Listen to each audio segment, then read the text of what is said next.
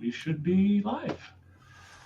So let's pretend we haven't just been talking. What's up, Matt? How you doing? I am full of energy. I'm full of life. Don't know what the word tired means. Oh, I have more time on my hands than I know what to do with. hmm. And I'm super glad schools have shifted their times to earlier in the day, so you can get up earlier. That way, you have more of your day to do things. That is so interesting you say all that because I feel like we just had the exact opposite conversation before Yeah, we went to have the camera go. yeah. It's Yeah. it's it's Oppositeville. That's what we do. Yeah, so I wanted to do just a live stream since we're under a month to Beertuberpalooza, and we'll talk about non-Beertuberpalooza things too, obviously. But Yeah. I was just super stoked because, yeah, I started back to work this week, and that's what Matt was alluding to. We're starting an hour earlier, so but I have tomorrow off, so I'm like Thursday would be the best for me because I don't have to wake up at 5:45. Um, so I was really excited that we were able to do this and just I mean plus we just haven't I haven't done a lot. I've been so bad about it. I haven't done a lot of live streams and stuff lately. Yeah, I don't remember the last time me and you were on the same live stream, to be perfectly honest with you. I've no, I've jumped. I haven't done really much as far as live streams, minus I don't count unboxings because I do those Yeah. live. Yeah. But outside of that, I've joined a couple like random live streams that people have had. That was like non-scheduled, just pop in, say hello, hang out for a little bit. Yeah, outside of that, man, it's just been a lot of just life stuff, doing stuff, work stuff, shed stuff, kid stuff, all that stuff. So time is a very a rare commodity. Yeah. The shed's looking good though. Every time I see an update about it, It's I don't want. Well, I want to talk about it, but I don't want to talk about it. It looks good, man, but I'm like stuck in the mudding slash spackling drywall stage. Just because it's the ceiling and the ceiling in the shed isn't like straight across. It's like arch, or it's like angle. There's like 8 angles, okay. so I have to fill creases horizontally through the whole shed with like spackling mud on the ceiling. Usually you don't do that. You do it in the corner. You know what I mean? Yep. So it's a little bit of a chore. Plus I with me changing my job and I used to work from home 2 days a week. And so when I worked from home, I would start my day quite early, and then I would and I'd quit my job. I'd work my 8 hours, give or take, and I usually get off around 3. So then I'd start working on my shed at 3 in the afternoon. Well, now I don't get home till like 5:36, and I want to hang out with the kid for a bit and do all that. So by the time it gets later, I just don't want to do anything. The third thing about the shed, which is quite annoying, is that like the way it's set up is that there's like French doors, okay, and those Mhm. French doors open up out that way. If you were to close those French doors in that line in the middle of both doors, if you were to go to the bottom of that, underneath my shed is a yellow jacket's nest I can't get rid of. So I can't, if I step into my shed, yellow jackets freak out because I vibrate the bottom of the shed. So that was like, I haven't worked on it in a week and in almost 2 weeks because I can't go in it. I actually just got it was 10 days ago. Got stung by something real bad, and I mean it was out here. It's finally looking pretty normal here, but I mean it was almost like half a baseball. Like you cut a baseball and glued it to my Yeah. arm. It was so puffy, hurt so bad. Um, yeah, going back to the drywall and mudding, I don't know if I ever talked about this. I used to paint houses for a living, and that was always the worst to me. I'm like, can someone else do this part? And then I'll just come in and paint. Like I don't know, Yeah. to get it smooth and just I don't know. That was always something I wanted to. And people would hire like contractors would hire us out because they didn't want to paint. But we get there, be like, wait, you didn't do this part either. Like, can we hire out to someone else to do that part? Because yeah, I hate that part. Yeah, I mean that's kind of part. I did a ton. I mean, it's been a long time, but my dad, he was like a house flipper before like house flipping was a thing. So like I was doing drywall in my early teens. Right in the mid '80s, and late '80s. So I did it a lot with my father. And the walls on this were fine. Like they're not going to be perfect, but I'm not worried about them being perfect because it's going to be my studio. It's going to be dark. There's going to be shit all over the walls. I'm not going to freak out. But that ceiling, man, just extra special. And I just, so much less time and stuff. But I'll get there eventually. I have to. My kid needs a bedroom soon, you know. So, but yeah, it's not too shabby. But once I get rid of that hornet's nest, the weird part about the hornet's nest though is that I don't know what kind of hornets they are. Like I say, yellow jacket is a default, but I've never seen these before. I've actually never seen them before. They look like yellow jackets, but they're actually almost half the size. Okay. And they're kind of not as aggressive. But here's the thing, like there's a bunch of different ways you can get rid of hornets nests. And typically one of the tried and true, easiest, best ways to get rid of hornets is stuff called Delta dust, which is like, it's just basically, it looks like talcum powder or diatomaceous earth, which also kills bugs. But this has like a specific kind of chemical in it. It's just actually the same chemical that like, the flea and tick collars, those old school white ones that go around dogs and stuff like that. It's the same chemical as that. So like you could literally, I mean, you're not supposed to, but you could like eat it and a dog could eat it and you might get like a tummy ache and feel bad, but you're not going to get sick or die. It's actually quite gentle. So but it like wasps, it's like dead. They're just dead. It kills them because what they do is it's a super fine powder. And when they touch it, it gets on their feet and legs. And when they groom themselves, they ingest it. So it doesn't kill them on contact. They have to eat it. They're impervious to it. Like it's weird. Like every hornet it's like you literally put a couple puffs just on the outside of the hole, like where you can barely even see it.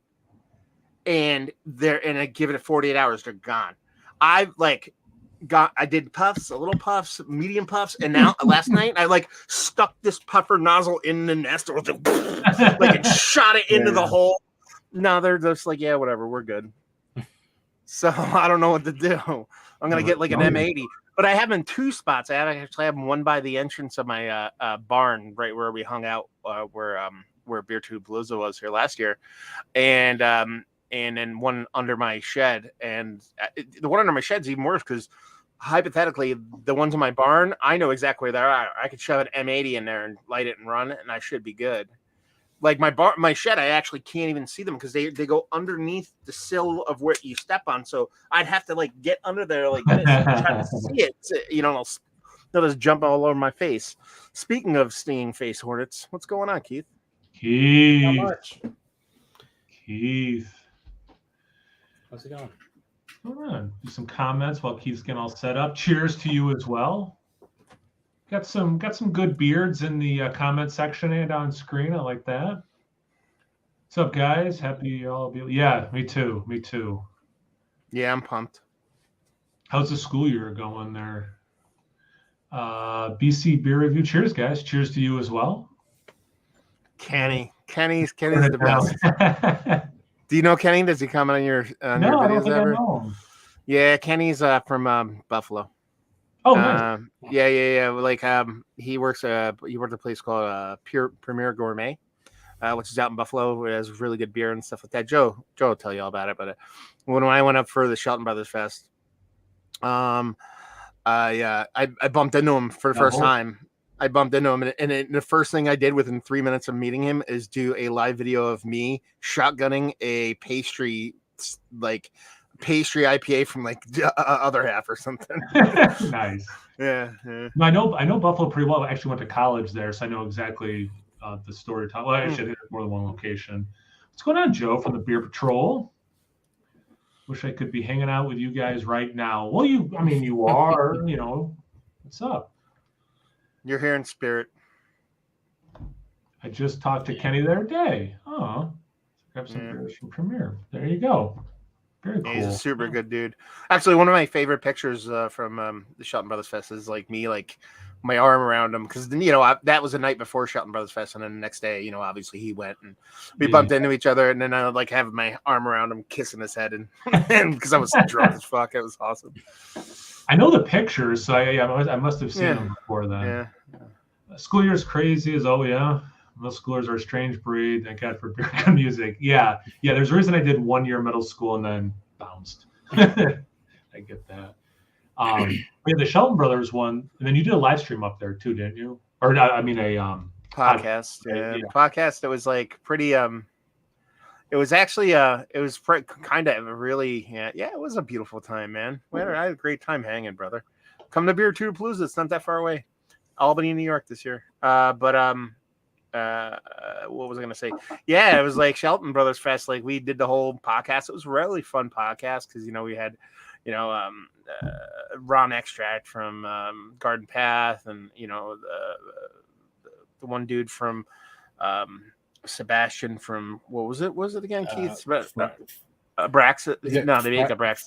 Freigeist? Freigeist. Yeah, and then one gentleman, I forget his name. He was the rep for a Spanish brewery that I'll remember in 5 minutes, and then the Shelton Brothers. Napier or Napier. Yeah, beer Napier. Napier. And like after the podcast is over, like I started talking to Dan and Joel, and they were like, I'm like, so how's things going? He's like, not good. He's like, this is not good. He's like, I don't know how we're going to stay afloat. And then a couple months later, they're like, yeah, freaking bankruptcy. I was like, oh, I kind of got a scoop on that one. I should have said something, but anyway, yeah, great time. I have a question for Kenny just because he commented about it. There's a bar in Albany also doing it. They haven't posted like tickets and stuff like that yet. Where in Buffalo are they holding? I'm just curious. It's gotta be. It's gotta be at one of Blue Monk Mike's places. So it's like there used to be. I don't think Blue Monk's there anymore, but so Thin Man Brewing is owned by a guy named Mike, and he's just been a huge influence in beer scene in general, let alone the upstate New York beer scene, and he owns a bunch of. There's a Moorpat, which is one of his places out there. It's a beer bar that's really good. It used to be the Blue Monk spot, which I don't know, more room. Okay. Yeah, Mike Schatzel's his name. He owns Thin Man Brewing.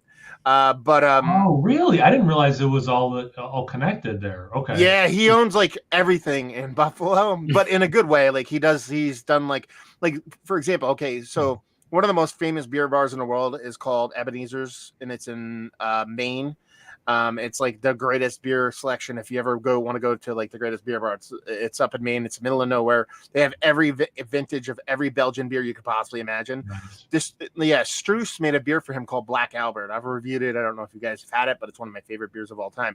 They actually made a beer for Mike in his Blue Monk Cafe. So a brewery in Belgium made a beer for some dude who owned a bar in Buffalo. That's kind of yeah.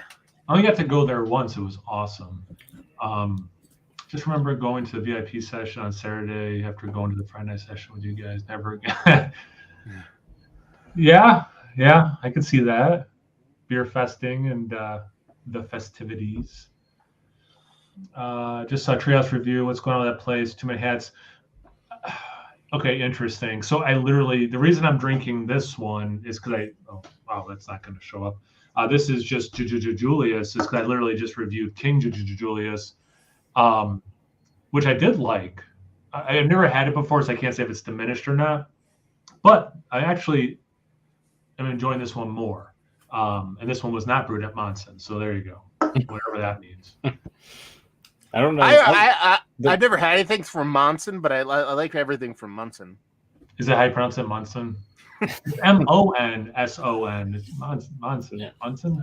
It's not the Monsters. I don't know. Whatever. If you look at their website, they have like 3 dozen different beers available, like at any given time. It's crazy. It was overwhelming. Even if I was to get like one of each thing they had, I didn't have the budget for it. I mean, it was, and that was like out in Cape Cod. It wasn't like one of the facilities. Oh yeah. I was going to talk about that. Never mind. Yeah, if you want to talk about it, I just wanted to comment to them too. Actually, no. Why am I going to comment? Just tell them right now. No, Joe, that would be awesome. I would like to have that. I really did enjoy that beer. It's a Belgian dark, but so I might default to maybe if you want to bring it and have the other guys drink it and see what they think of it, because I've reviewed it before and I've had it before. But that would be a fun one to do. Or me and you could just drink it and just do like a off the side review where we just rip on everybody while we're drinking a beer. A little birdie asked me if I had a certain beer because Joe wants this beer, and I was able to find this beer. So I don't know if Joe knows exactly what I'm talking about or not, but there's a beer that Joe put out there that he wants to have. The person got at me, and I was able to get it. What's going on, Sam? Hey, what's going on? Lads, I like that. So, Keith, how you doing, man? I'm doing. What are you drinking, Keith? That looks like a Imperial Stout with marshmallows. It is a Schwarz beer. It is a Black Kolsch from somewhere in Nashville. Bamari, right? Bamari. I think it's pronounced Bamari. Yeah, I've had beers from them. Somebody down that way, I think, or somebody that goes through Asheville a lot. But I don't think they're from Asheville though, right? Are they? Yeah. So they are. They a couple. This is the second beer I reviewed here, from the beer that I brought back. And they do. It seems like they do a lot of contract brewing, because I think this was brewed at a different brewery than the other beer I drank out of. So I don't know. And it says lager on all of the cans. I don't know why. I know about your trip pretty good, but I want to hear more about it. I just want to comment to Joe first, though. Well, all I know, Joe, is I put some feelers out, and someone said that you said this. It might not have been a declaration. It might have been very subtle. I don't know. Yes, I think we all agree about that. Yeah, Schwarz beer. I said it was like super cold when I reviewed it, because I just reviewed it before here, and like the fridge is packed out there. But it was giving me more like dark mild vibes. But Schwarz, now that it's warmed up, it's a little more Schwarzberry. So, talk about your trip a little bit and a highlight of it, something, man. Give us something. Don't go on a weekend vacation that you're going to drive to that is 10 and a half hours away. That's everything that I got. It feels like it didn't happen. It was like, you're just too fast. Yeah. Too much driving, yeah. Yeah. It's crazy. Well, when you were talking about going somewhere, I didn't realize it was there and that far and everything. Yeah. Yeah. I think at first you just said something like Katie agreed to go on a beer trip or something. It was something like that, which was a little bit more vague. So I'm like, oh, that's cool. He must have, driven an hour away or something. And then it's like, oh, wait, you guys went to Asheville? Okay. Yeah. Because Zillicoa was having a session beer fest. And I was like, I can't say no to that. And when the tickets went up for sale, I was like, I asked Katie if we could go to it. She's like, do we have the money? Do you think it's a good idea? And she was like, whatever. And then I bought the tickets. I was like, I just bought the tickets. Nice. But yeah, the first beer fest that I wasn't trashed afterwards. It was. If there was going to be a beer fest, you wouldn't be trashed after. I guess it'd be a session fest. Yeah. Yeah, it was fun. But what was your favorite spot down there? Probably Zebulon was the first. Like, we literally stopped there on the way in because they're only open Fridays and Saturdays, and we had to drive past it to go to the place where we were staying. And that was probably my favorite because they had cask beer. What was the least favorite? Least favorite? Probably either Burial or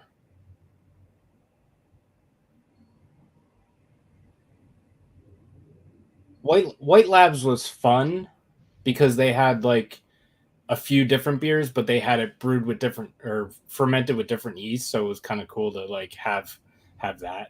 But that was like, but they didn't have the beer that I wanted. It had just kicked before we got there, so probably White Labs or Burial. I thought you were gonna say Dissolver because they had a punk night instead of emo night. Oh yeah, but they called it emo night. They were literally playing Blink 182. Well, if it's off of that self-titled album, fair enough. No, it was, Um, I forget. They played a couple Blink-182 songs. It was the sadder songs, but That's what I'm saying. it Like, wasn't. what is it? I can't even think. Everyone makes fun of how Tom sings the one part of the song. I can't even think of the song. Oh yeah, it was that song. That was one of the songs. Yeah. I could see Oh. they're probably not playing like Sunny Day Real Estate emo. They're playing that. They were. Yeah. So the thing that got me was it started at 6. We got there around 8. And I don't know if they played all like the old like actual emo before we got there, but they were literally giving away tickets for the Sunny Day Real Estate show that they're playing in Asheville. Whoa. At the thing. And they didn't play when we were there. We were there for like 3 hours. They didn't play any Sunny Day Real Estate.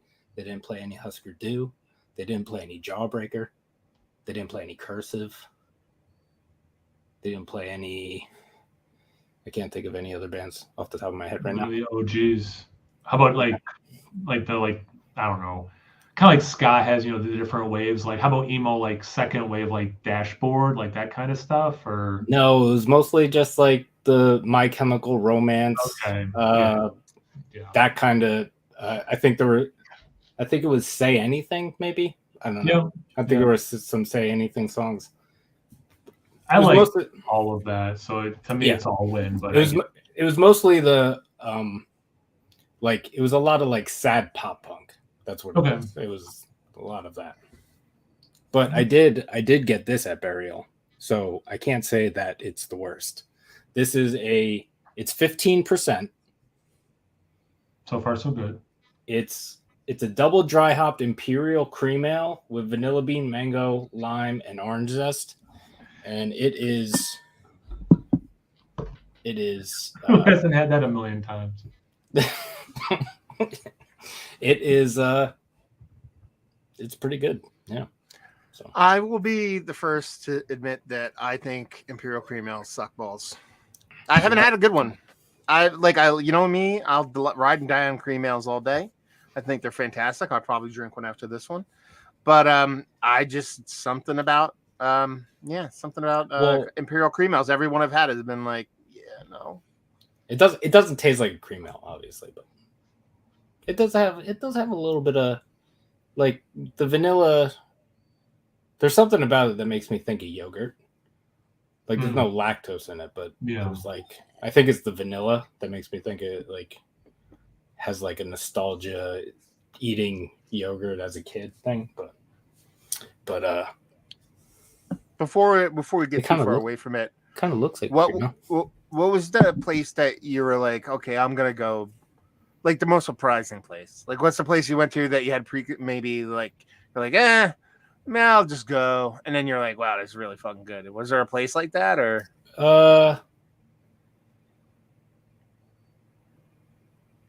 I think either New Belgium was just fun. It was like more fun than I thought it was. I was just like, oh, I've been to the one in Colorado, so I'll go to the one here, whatever. Or Highwire. Highwire was surprisingly good. Like we get a bunch of Highwire here, and I've never had anything crazy that I was like, wow. Yeah, because Highwire is the one that has like the weird old school bottles with the really thin wax on them, right? That's Highwire. I don't know. I don't. I think they have a few different locations too. But I looked at their menu. I saw that they had because I had a barrel-aged Pilsner at Bramari. And then I looked at Highwire because they're really close to New Belgium. And they also had a barrel-aged lager. And I was like, all right, we're going to this place if we're going to New Belgium. And then they had a pickle beer. They had there was something else they had that was super cool. I don't know. I think I might have brought some back with me. It's kind of insane because like I didn't buy that much beer. Like, I didn't buy more than a 4-pack of anything, except for the pickle beer because Katie really liked it. I bought 2 4-packs of that.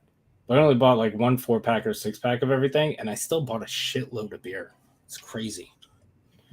Because I didn't buy it all like in one day. So I was like, oh, this isn't that much. Yeah. Until the last day when I put it all together, trying to get it in the car to come back. I was like, holy shit.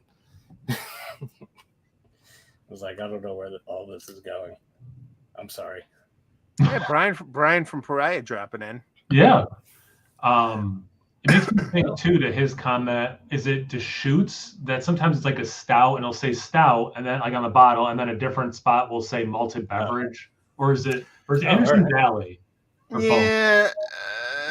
Probably Anderson Valley because you've reviewed that recently and that just makes me think maybe that, but like that's true, but there's also like people just put, I mean, the brewery just puts shit on their label that doesn't make sense, but no, on a side note with the Pariah, I'm super bummed, man, because he sent me beers the other day and one of them is a Friday the 13th themed beer.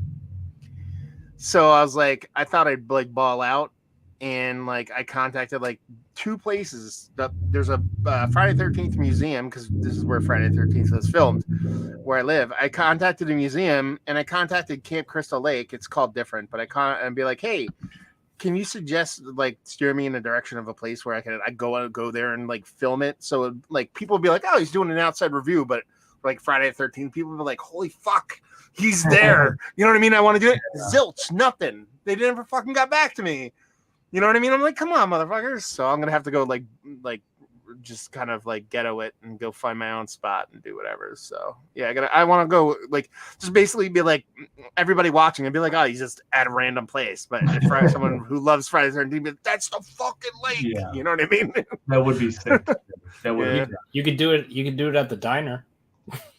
Yeah, the Blairstown Diner. I could do it there, but that doesn't look right unless it's like dark as fucking smoky from the outside. You know what I mean? Like during the day, it'd be like he's. I guess Friday the 13th nerds would, but yeah, we'll see. I'll figure something out. And the outside doesn't look the same anymore, but no, I mean I could do it. I could do it right in the street at the fucking cemetery. And just sit there in a corner with the cemetery in the background. You know what I mean? Like I could figure it out. Yeah, the artwork. I agree, Joe. Is very cool. Going back here, I just want to make sure I don't. Oh, yeah. Yeah. As I have that album, and I was super disappointed when I saw them live, and I'm like, oh, they don't sound at all like they do on that album. Yeah. Yeah. Everyone there was like no older than me and younger. Okay.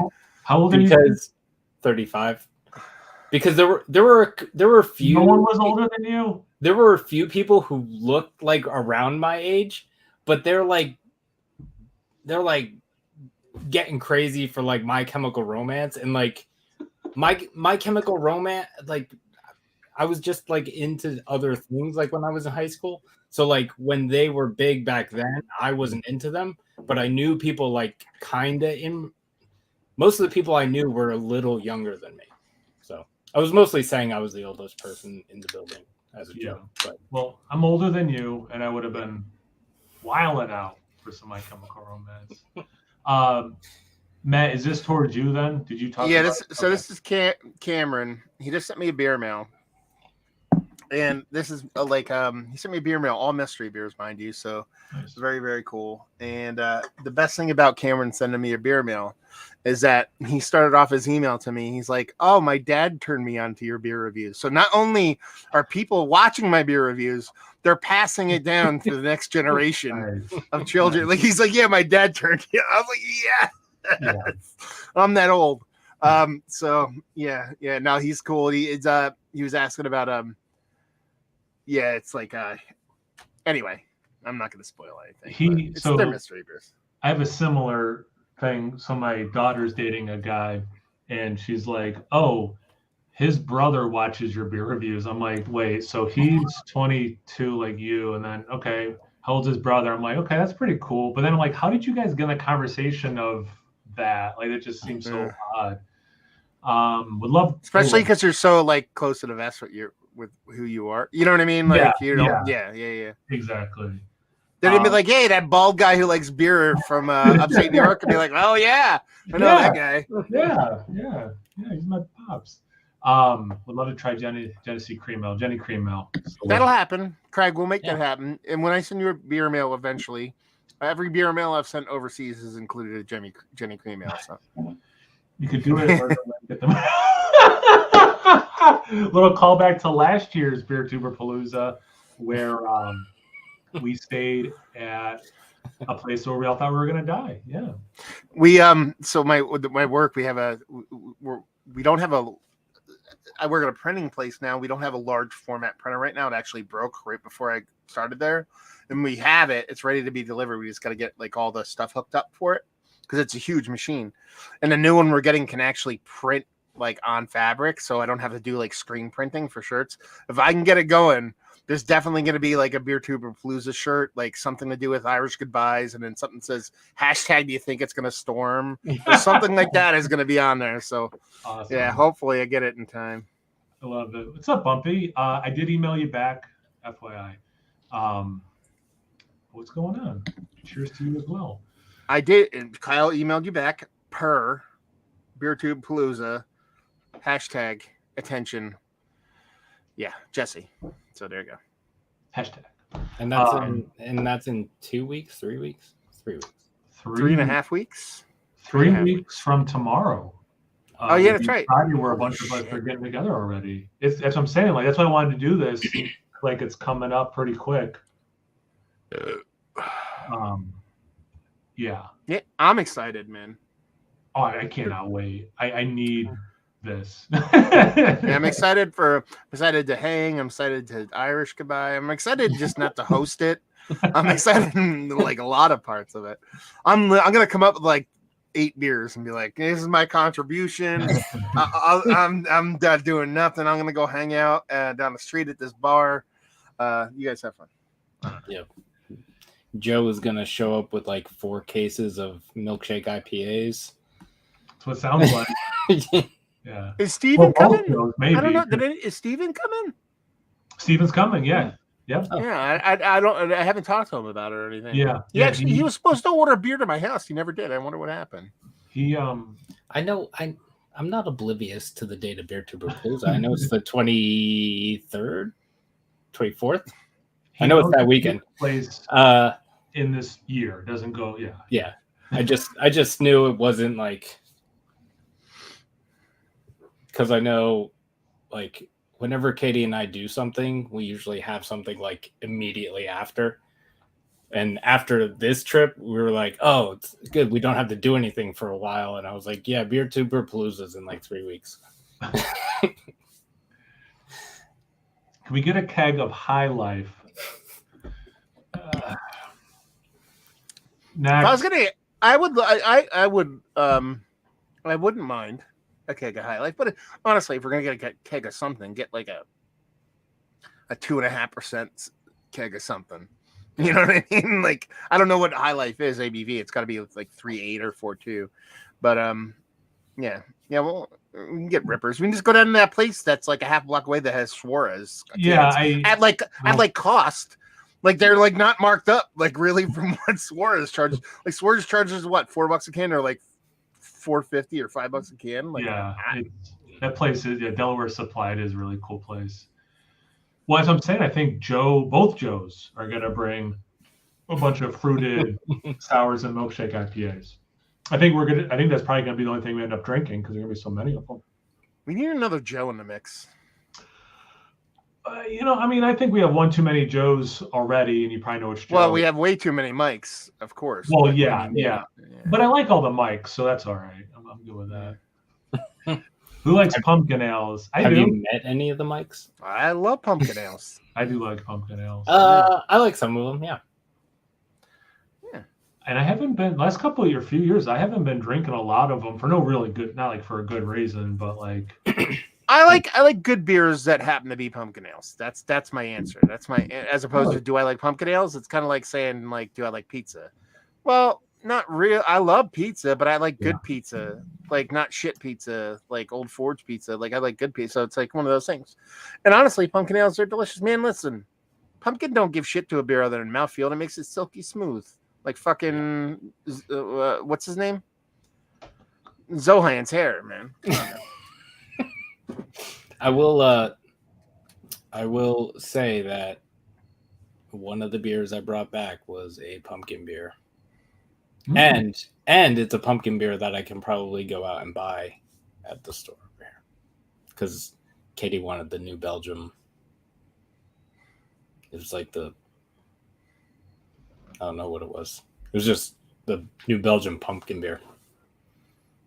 I don't know if I've had that one. Okay. Yeah. I don't know what it's called or anything. That's actually one of the beers I have to bring up there for Joseph from the Beer Patrol. He needs a pumpkin beer. I have to get him from W.E. Yerbacher.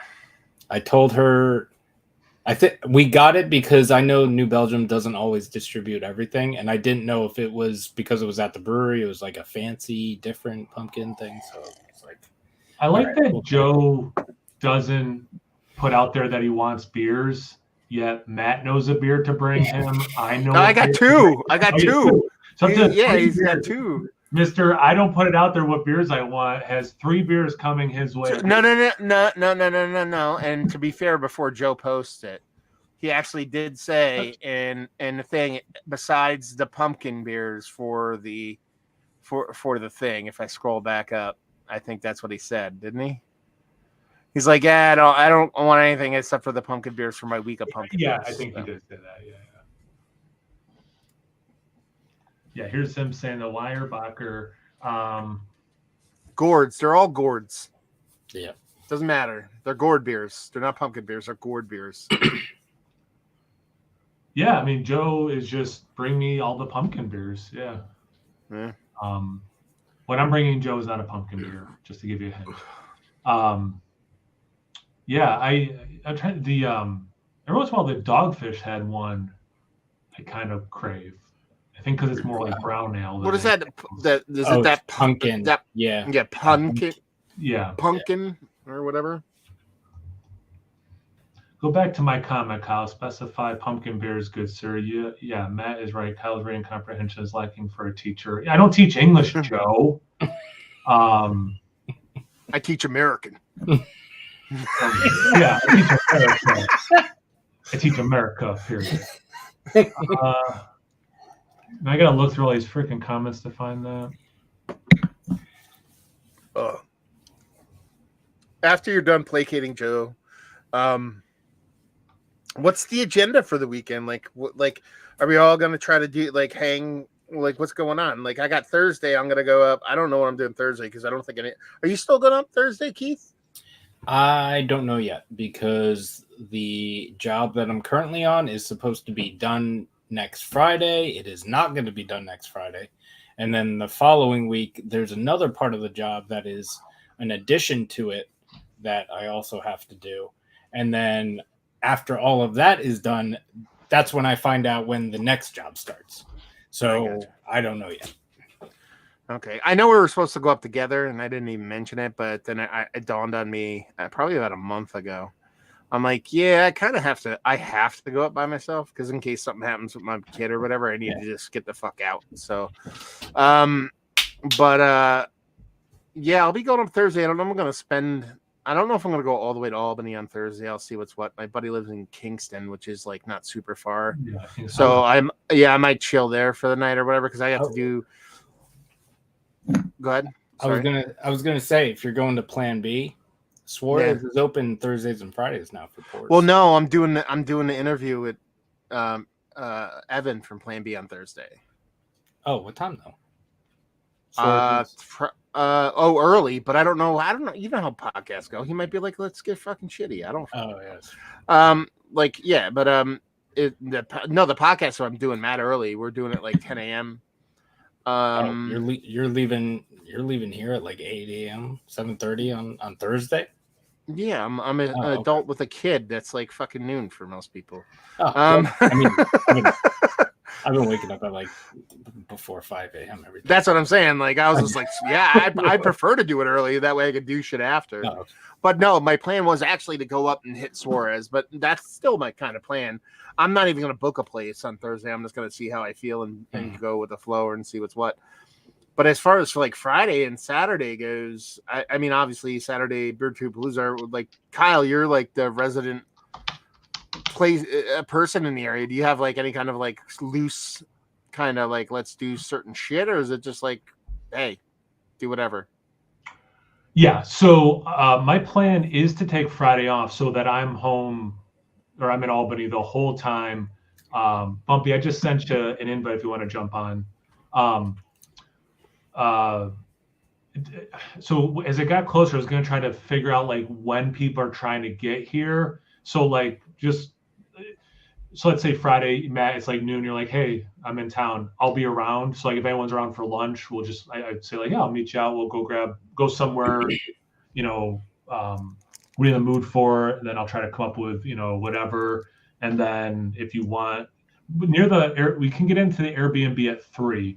That's what I was going to ask. What was like yeah. So let's say it's like 2:00. Then there's like some breweries or some really nice, beer bars down that way. We could go, kill an hour or two there, then head over to the Airbnb, or stay, if it's just, and then if the next group of people aren't coming until 6, we could continue doing whatever. But yeah, it's for me. Friday depends on when people are showing up. And then if we get to a point where it's especially after 3:00 where it's like, yeah, just come to the Airbnb. We can certainly always Uber somewhere. But like, as we talked about last year, when people drove down, there was a plan to go out and do things. And then it's like, well, after all that driving, no, let's just stay in and drink stuff that we brought. So, I would imagine at a certain point Friday, probably I would say after 5, people probably would just want to be at the Airbnb, order food. We're going to be in a much more populated area, so we could do whatever we want. It's not like we're like, oh, let's go out. It's going to be 20 minutes to this place. There is so much to do right there, let alone taking an Uber across the Hudson River to Troy, which also has amazing things to do. So, and then I put out there on Saturday some places for brunch. I figure like people trying to shower or whatever in the morning, kind of get ready for maybe starting around noon for the day drinking bottle share portion of it. So I did try to put like some of that stuff out, but like, again, talking about crossing over the Hudson River to Troy, they have a nice farmer's market that has very traditional farmer's market stuff like fruits and vegetables, honey, whatever. But they do have like a lot of restaurants that do like empanadas, hot dog, gyros, whatever, and restaurants over there. So if it's a nice day, that might be kind of fun. Go over there. There's Brown's Brewing Companies over there. There's some beer bars over there. Some really cool stuff. And then, I would think like usual, noonish until we're done. Just be at the Airbnb doing the bottle share, film some stuff, hang out, all that. And then Sunday too, like depending on when people want to leave, if they want to grab food together one more time before people leave or whatever. But yeah, I think Friday's the most like loosey goosey, and we'll try to solidify that when people are trying to show up to Albany. Yeah, that's the other thing. Like Sunday, I get the Fiden's interviews, so whoever wants to go. Yeah. Is that in the morning? There. Yeah, it's early. I think was it 11? I think it might be 11 a.m. at the brewery, which is probably like 15, 20 minutes northwest of Albany or whatever. So from the Airbnb, I would guess 15 minutes. I mean, I've never driven that route before, obviously. Yeah. I guess about 15, maybe 20 minutes. So anybody wants to do that, they're more than welcome. But that should be fun. Yeah, that'd be nice. I think our current plan is, because I mentioned going up Thursday to Katie. Katie has to work Thursday. So she works remotely, so maybe we could leave. Like if we were to leave Thursday, we could maybe leave like half day. She can just work from the car. But I think our plan is to leave Friday morning and then be up there late morning-ish.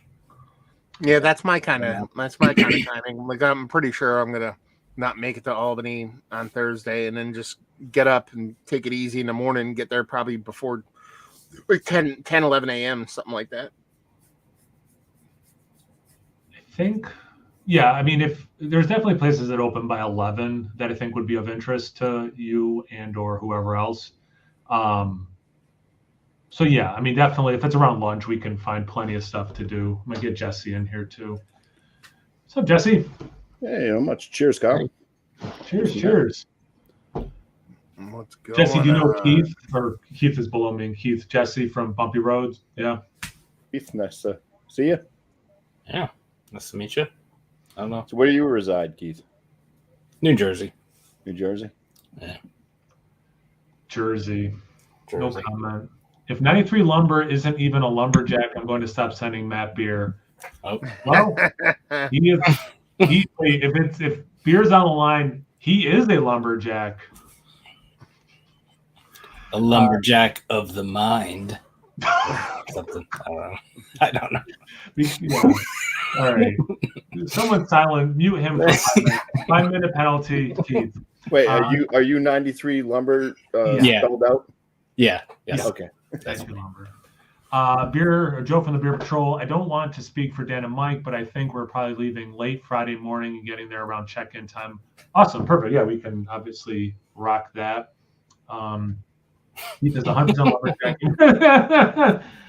I mean, Keith, I am about to pay someone to take down some trees. I mean, if you want to do that while you're up here, I will gladly pay you instead. Sure. I'll Why would you pay somebody, Kyle? So the best thing you could possibly do is set up a video of you trying to do it yourself, and when you crush your house, you make so much money from the video. Just to get a new house. This is like Kind of simple. So living in Albany, and then working in a rural district, it came up last year. I was talking about gardening, and a couple kids are like, "City slicker like you don't know anything." I'm like, "What do you think my life is?" I'm like, "I've cut down trees before," but anyway. I'd love the headline in the Albany. I don't know what the Albany paper is. A Gazette, I assume it's called the Albany Gazette. The Albany Gazette be like middle school teacher and beer TikToker. It'll say across his house with tree. Yeah. GoFundMe starts now. Yeah, it would not be like that. No, the biggest, honestly, the only reason we're paying it for someone else to do it is to take it away and then also to grind stumps. That's really, I didn't want to try to mess around with that. Stumps are the worst. Exactly. Keith is the only lumberjack where payment is smoked beer. Oh, yeah, you know I don't buy smoked beers. That is true. So, Bumpy, you and I, Jesse, you and I haven't been on a live stream together since the beer chug days, the Guess the ABV. Yeah. It's been a minute. It has. It's been quite a while. Yeah. Because and then he stopped doing them even. But yeah, it's been he offered it up to those that were remaining, to anybody that wanted to continue doing the show. He would kind of give all of his data and stuff, hand it over, and nobody really wanted to partake in running that show. So I want as little work as possible when it comes to anything that relates to BeerTube. I mean, like, it was actually Matt who ended up, he's like, "You need a microphone," like, and he sent me one. I'm like, I couldn't be bothered to like get a little plug-in microphone for my phone camera. Like, I'm like, "Oh, if it's down, okay, thanks, Matt, appreciate it, man." Hey, what's up, Billy? How you doing, brother? Hope you're doing well out there on the West Coast.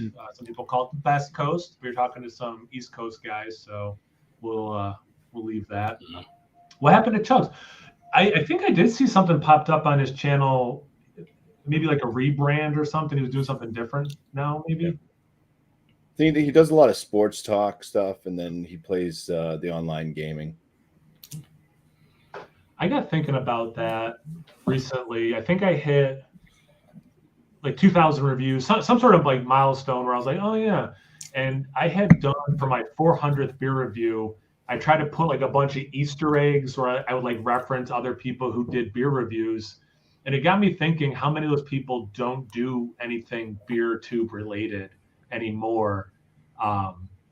This was before Chug stuff, but like,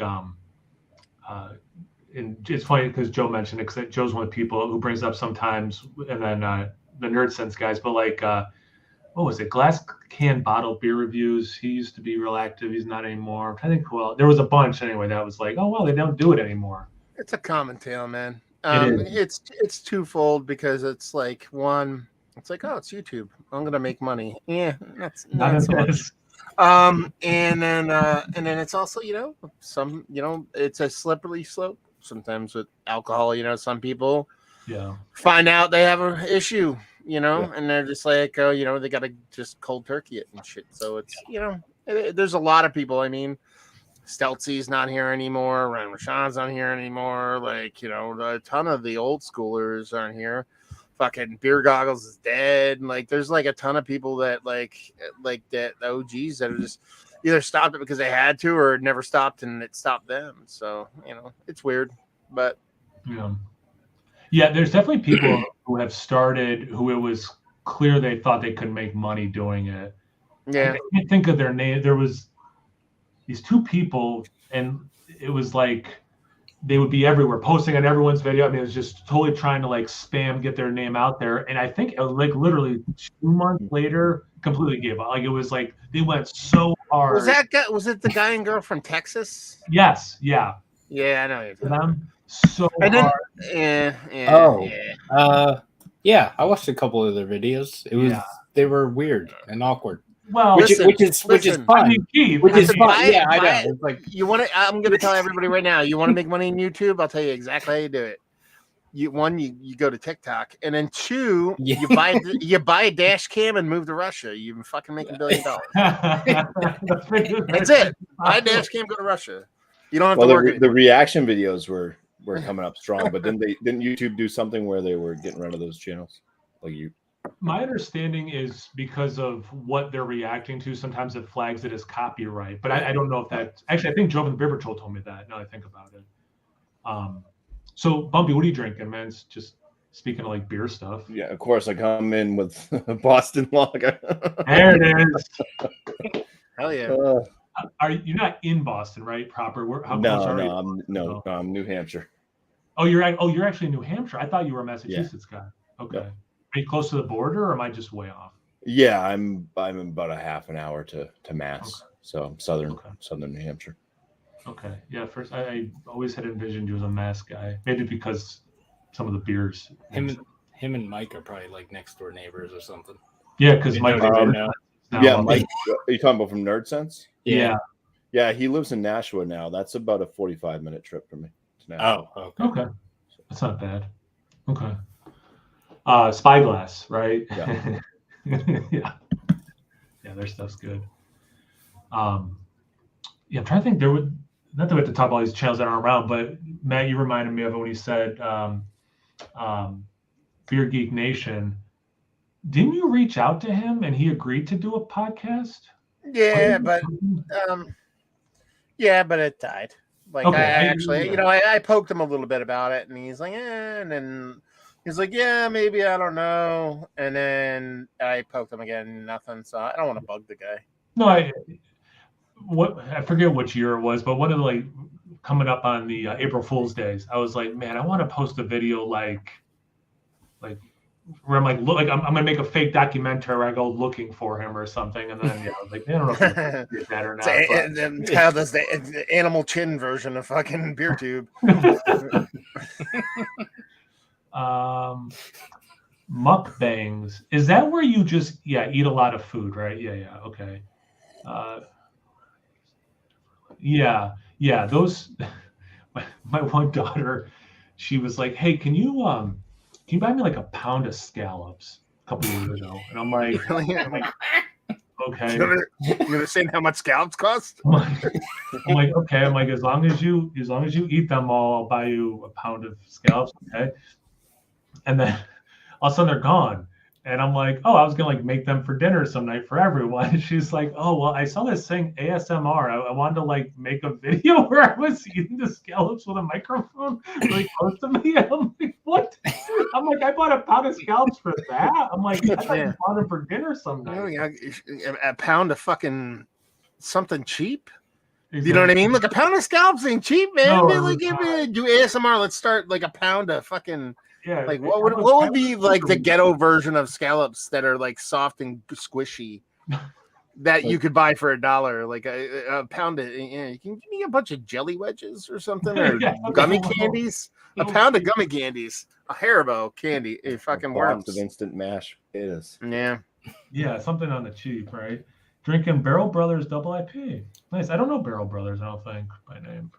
Barrel Brothers. There are they the Barrel Brothers. Barrel Brothers. Nah, I think I was thinking of like some. I think they do like non-alcoholic stuff too, but I think that I'm thinking of a different place. No. Are you thinking Two Roots? No, I'm thinking of Barreled Brothers, I believe. Not Barrel Brothers. I'm such a visual guy. I just looked them up. I don't recognize their can art. I don't think I know. Because Barrel Brothers reminded me of a brewery. I don't even know if they're still around, but Two Brothers, I think it was. Two Brothers is from Chicago. Yeah. And Barrel Brothers. No, Barrel Brothers is the place I'm thinking of, I believe. Oh. Barrel Brothers is out of California. Yeah, I remember because they make a bunch of non-alcoholic stuff, I believe. Okay. Oh, but they wanted like crazy amount of money for it. Was that the one they wanted like shipping? Like they wanted like well they had crazy shipping too. That's like I put a box together. I was like, like that's not horrific. Then they wanted the same amount of money for shipping that they did for the beers that I bought. I was like, yeah, that's not gonna happen. I do remember this story. But they do a bunch of cool like non-alcoholic stuff, like Barrel Age Creek non-alcoholic and all that kind of stuff. Yeah. But Two Brothers is out of Chicago or Illinois, I should say. I think they're outside of Chicago, and they made like one of the best barley wines I ever had in my life. There's a wheat wine actually. Ooh, I like those. Mm. Yeah, I don't know them either. That was I've the 2K Bros. 2K? The ones out of New York? 2K Bros? 2K. Why do I know that? I believe it's 2K Bros. It's a video game company. It sounds like them too. Oh, K2 Brothers. Yeah, I mixed it up. Yep. I do know them. Yeah, they make good stuff. Yeah, because K2's that's a mountain everybody skis on up there, right? Yeah, movie too, right? Wasn't it in No, like K2 is kind of like it's like that's like a mountain. It's like people go to I'm going to Hunter or I'm going to blah blah blah. They go to K2 or something like that. I think it was it a John Cusack movie? K2 Mountain. There was a movie based on a mountain that people would ski down.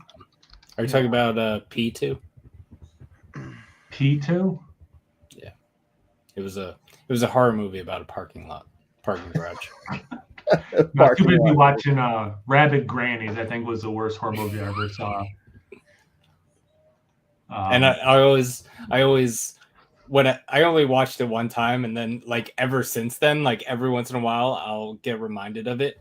And in my head, for the longest time after I watched it, I was like, I need to make like a low budget like horror movie, also called P2, and like the little like thing on the box will be like, I have to P2. Yeah. Coming full circle a little bit with Matt talking about his dad flipping houses. My dad did that for a little bit as well.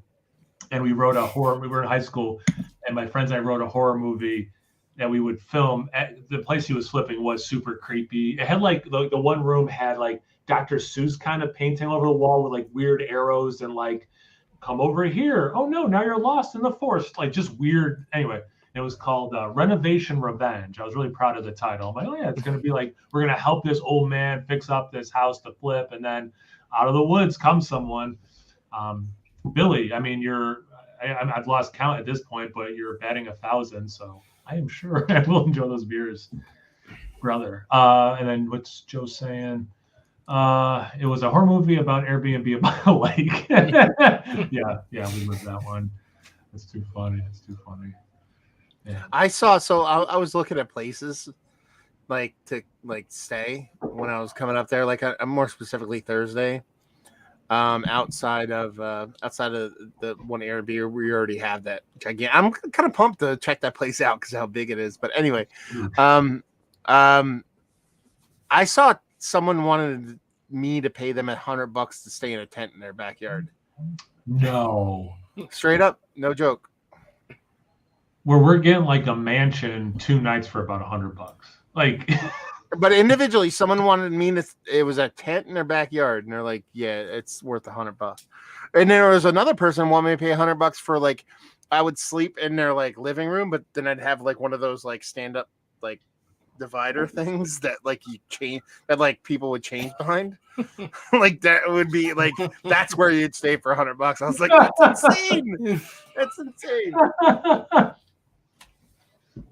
That's too bad. That's that's crazy. That seems weird because like you can get like a hotel room for like $110. Well, that's the thing. It's flipped. It's flipped. If you're 1 or 2 people, it's cheaper to stay at a hotel now than Airbnb, and you get a free breakfast, and you get a gym, and you get a pool.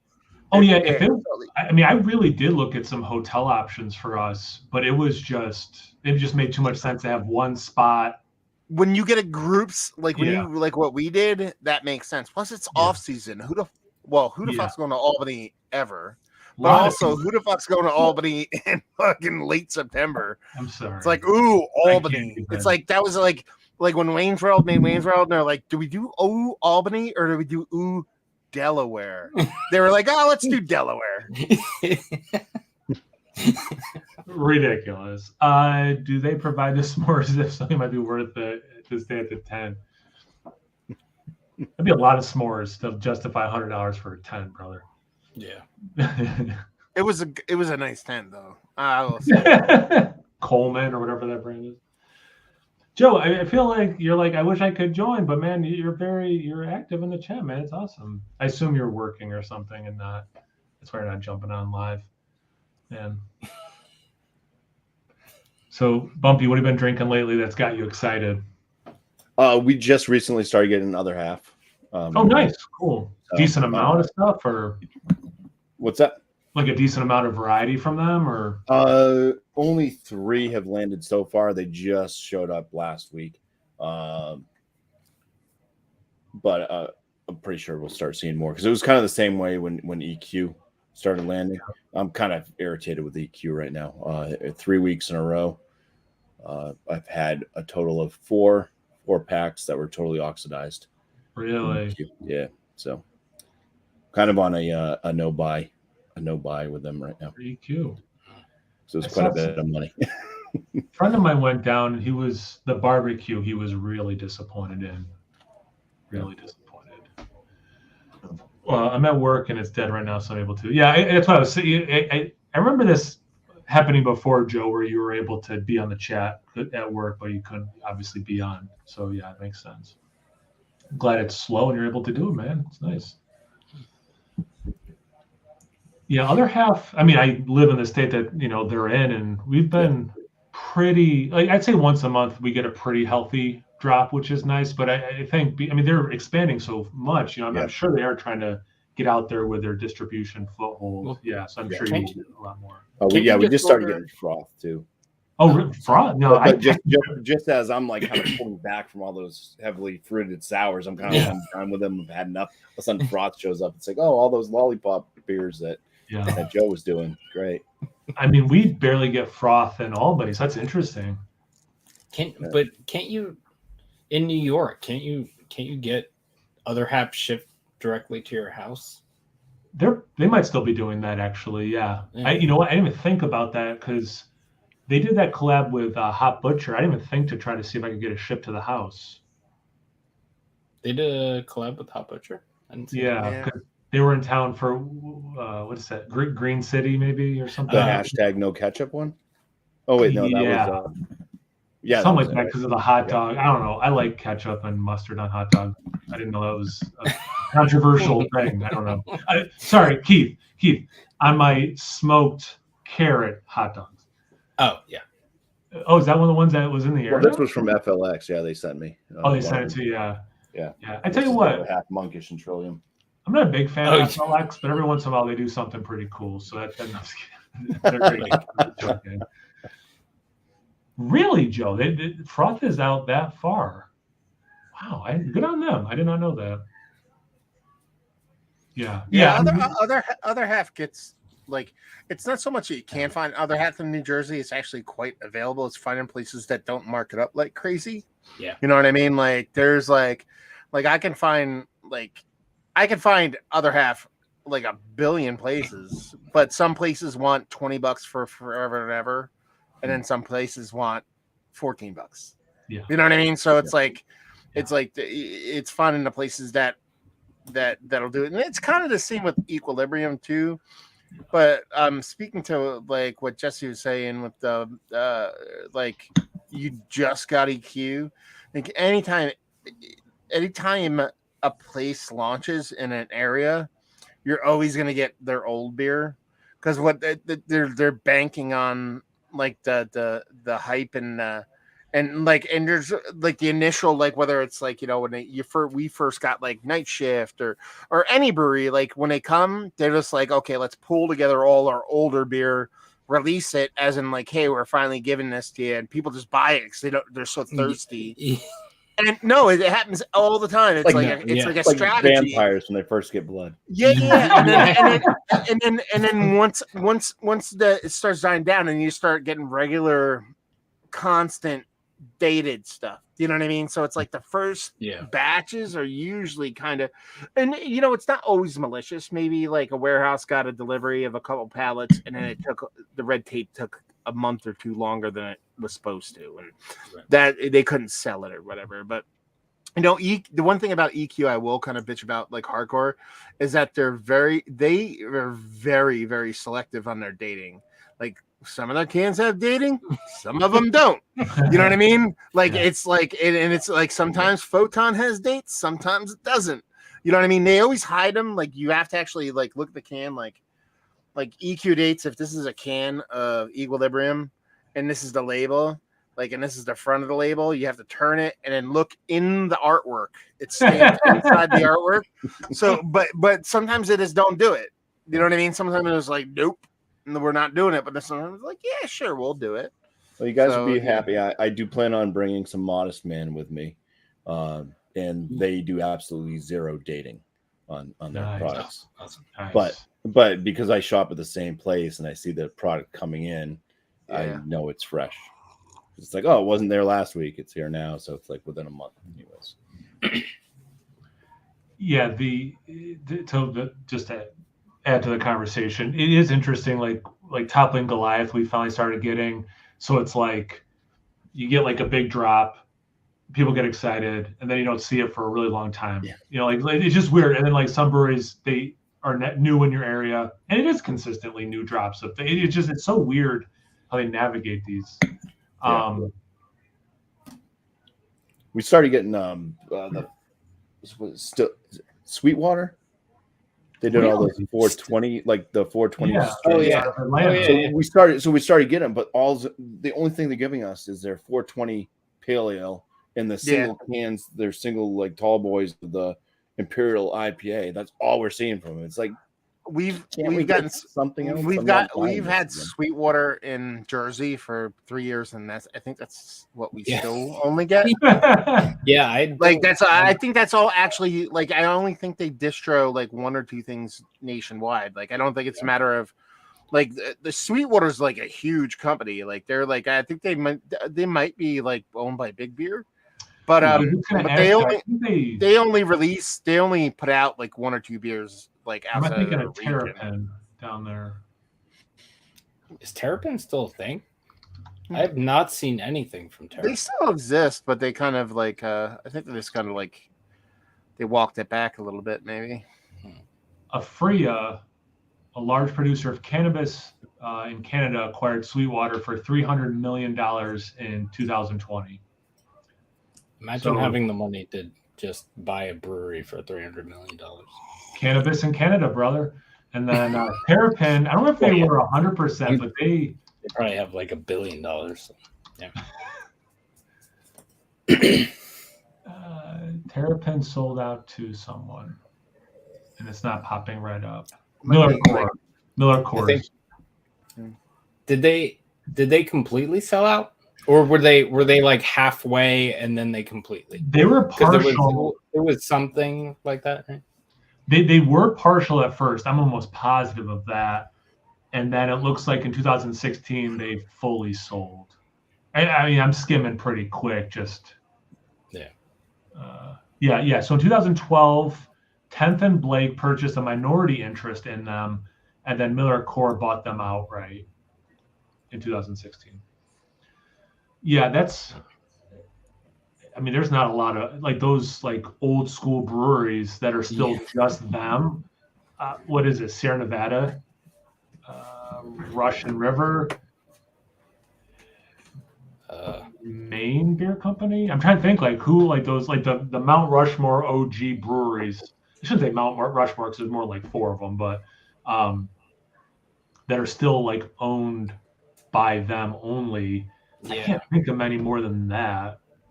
There's a decent amount. Like if you really tear down Sierra Nevada, Allagash, Deschutes, North Coast, like if you really go through the list, there's a lot. There's a lot of them. AleSmith, I think, is still right, independent. Yeah, there's a decent amount. Like, okay, so more than I was but they've also become like back of mind. Like not a lot of people think about them. Like when you roll into a store, you're like, like Allagash maybe because we're in the Northeast, but like North Coast, not a lot of people think about. But if you go to a good bottle shop, even here in Jersey, you see you get at least like 5-6 different North Coast beers you could pick up, and Sierra Nevada outside of like pale ale and a couple other things, it's not like they're super represented, but they're still easy to get. So I don't know. Your River was good. I agree with that, Billy. Yeah, that's interesting. Yeah, just popped in my head. It's interesting. I guess there are more. Yeah, fair enough. Especially like those, like the big. Well, is Brooklyn or did they? Brooklyn might be. Yeah, Brooklyn, maybe. But Brooklyn still owns themselves. They just shut down production in Brooklyn, and now everything comes out of like. Oh no, it's the opposite. They actually brought a lot of their production out of because they brewed most of their stuff out of Mad FX, which is what Saranac. Saranac, yeah. And then they kind of open up a brewery. They were supposed to open a huge brewery in the Navy Yard in Brooklyn, but then they moved somewhere else. I forget where they're at exactly. Okay. But then there's also like who sold out to who. Like there's some tweener places like for Firestone Walker and Boulevard and stuff like that. They sold to Duvel, but I don't consider that like kind of like a sellout the same way. You know what I mean? Like Golden Road or fucking Goose Island. What? You know what I mean? That's more of like investment, right? Kind of. It's more like circle the wagons. Like I think like when Duvel buys like Boulevard and Firestone Walker, it's more like okay, they're like it's mutually beneficial. It's like okay, no one's gonna take us over or destroy us, but at the same time, we're not owned by super conglomerates. Yeah. Does anybody know exactly what the 12% project is? Yes. So 12%. Go ahead, Keith. I don't know. I have no idea. Okay. I was gonna pretend like I knew exactly what I was gonna, and then I was just gonna 5 minutes of silence for Keith yet again. So 12% Beer Project is a brewery that produces beers for everybody in the 12% Beer Project. So like if you like for example, like we have somebody that Keith knows and somebody that I know, Josh from Abomination Brewing. He produces his beers. His beers are made in 12% Beer Project. He doesn't make those beers. He creates the recipes, and the guy Zach from Marlowe is actually the brewer of 12% Beer Project, who actually brews all the beers within 12% Beer Project. So the guy Marlowe, if you see Marlowe Ales, Zach from Marlowe Ales makes pretty much every 12% Beer Project beer, but makes them for all the brewers that give him the recipes for everything in 12% Beer Project.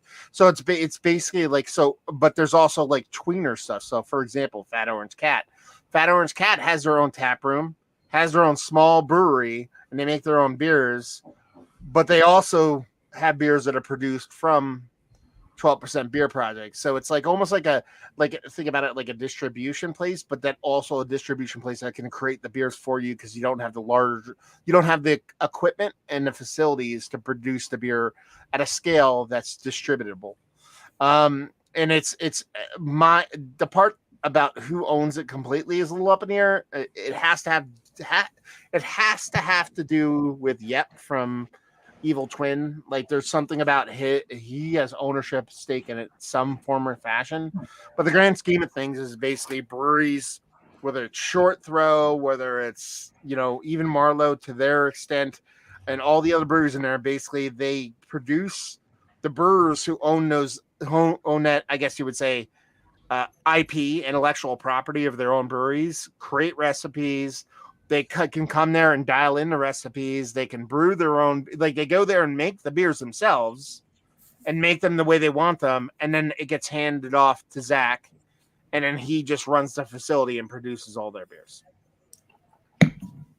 So they basically pay him a fee for doing all this, and they just get whatever slight profits come from sales. Probably. I mean, and this is not and basically how it's done is that Zach, I'll put it this way. So imagine that whole place is a bunch of brewers that all threw their tested recipes together and brew it in like a I don't want to call it a conglomerate or whatever it is. Basically, it's a huge facility that a bunch of smaller places brew their beers. Well, Zach said, I'll make everybody's beers if you cut me a deal on my own beers. So that's why if you look at Marlowe beers, and this is in the podcast I did with him, so it's not like I'm spilling fucking secrets or whatever, but it's like he's same as everybody else, but he agreed to be like the head brewer of the facility. So his beers, he makes his own beers there also, but they cut him a break on the cost because he's doing all the other brewing in the facility. So that's why when you see in a Marlowe beer, it's $13.99 as opposed to everybody else's $15.99. That's why the price is different. So it's basically it's kind of like timeshare brewing. It's basically brewers that couldn't open their own facility. You know what I mean? And they're like, hey, we'll produce your beers. You won't make 80% of profit. You'll make 50% of profit. But not only will we produce your beers, we'll also have distribution and a footprint that we can deliver the beers in a wider area. So that's probably a good way to go. Like if you're doing like a it's not a negative. I'm not spinning it as a negative. Special.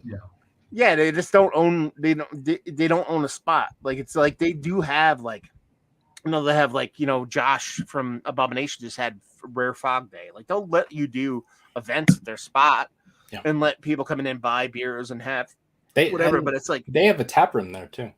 Yeah. You can go there to drink the beers, but it's not like it's like I own a brewery and this is my brewery and come to my brewery and watch me produce my beers. It's more like it's like you're leasing a timeshare brewery, kind of. Sounds like communism to me. Literally. Don't even bring that up on this live. You know what, Keith? Not every person's channel is about that life. Hey, Joe had a question. Tier, victory, and 6-point count. They joined forces, but I don't think they were bought by anybody. Right? They formed their own like conglomerate company or whatever, right? Yeah, see, that doesn't count. Yeah. That's just basically brewers saying, well, that's like the Starks and the Mormonts fucking combining forces against the fucking Lannisters. You know what I mean? Like they're not like, hey, I started rewatching Game of Thrones, by the way. But you know what I mean? It's not like they got bought out. They're just like, hey, a house divided. Like if we stay the way we are, we're fucked. Yeah. But if the three of us kind of get together, we'll probably be all right. And that's pretty much what it is. On this point, I'd like to see some more 6-point. I don't see a lot of it in my area, and I used to drink a lot of 6-point. 6-point is everywhere. I don't see much of it here.